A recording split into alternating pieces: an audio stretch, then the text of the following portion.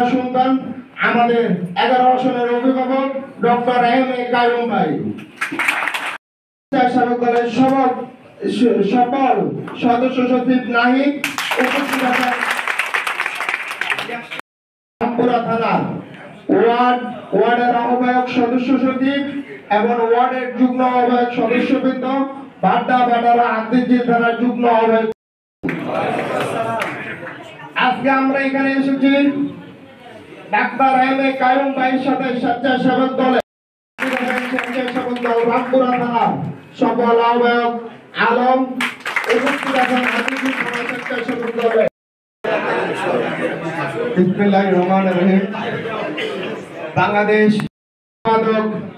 ঢাকা মহানগর উত্তর বিএনপির সাবেক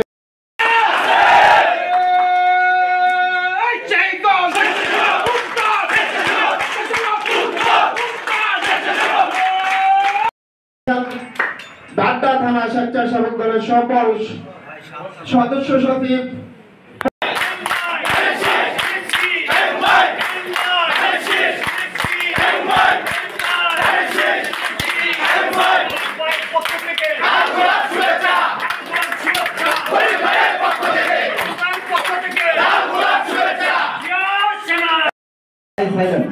আমরা আওয়ামী লীগের সাথে প্রতিযোগিতা করছি। আওয়ামী লীগ বড় শোডাউন দিত, তাদেরকে ধ্যান খাওয়ানোর জন্য আমরা আরো বড় শোডাউন দিতে চেষ্টা করতাম।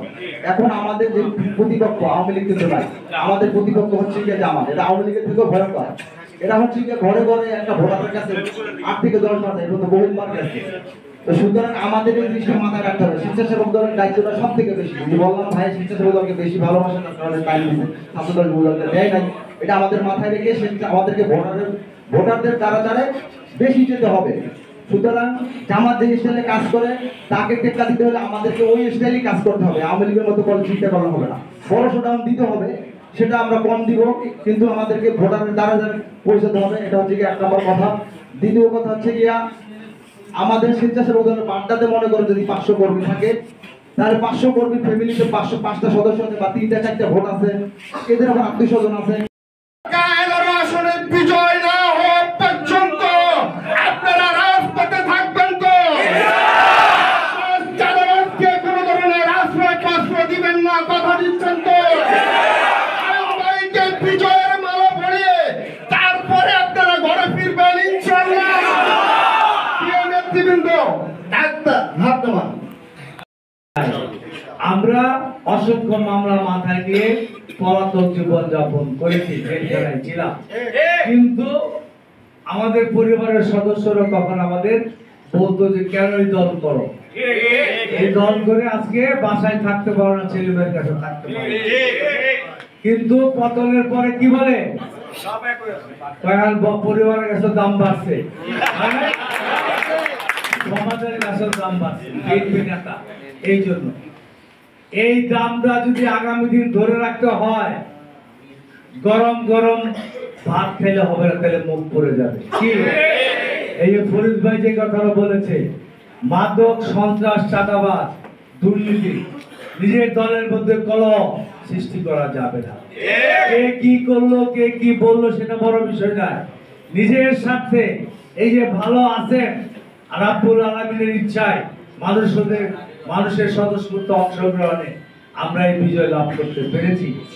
এই সন্ত্রাস, চাঁদাবাজি এবং নিজেদের মধ্যে নৈরাজ্য ধৈর্য ধারণ করে মোকাবেলা করতে হবে। মাটির দিকে তাকায় থাকা মানুষের পা জড়ায় ধরেও হলো ভুট্টা ধানের শীষে নিতে হবে।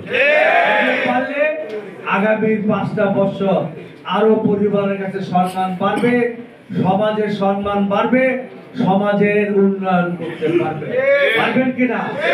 রাস্তাঘাট থেকে আরম্ভ করে যারা আমাদের নিবেদিত থেকে কর্মী, অনেক লোকের আমরা উপকার মঙ্গল, দেশের মঙ্গল করতে পারবো। সবচাইতে বড় কথা, তারেক রহমানের নেতৃত্বে বাংলাদেশে বিএনপি সরকার গঠন করলে যেই কারণে 1500 লোক জীবন দিয়েছে, বৈষম্যহীন একটি বাংলাদেশ। বৈষম্যহীন মানে কি? যে সমাজে আইনের শাসন থাকবে, কোনো বৈষম্য থাকবে না, ধর্ম বর্ণ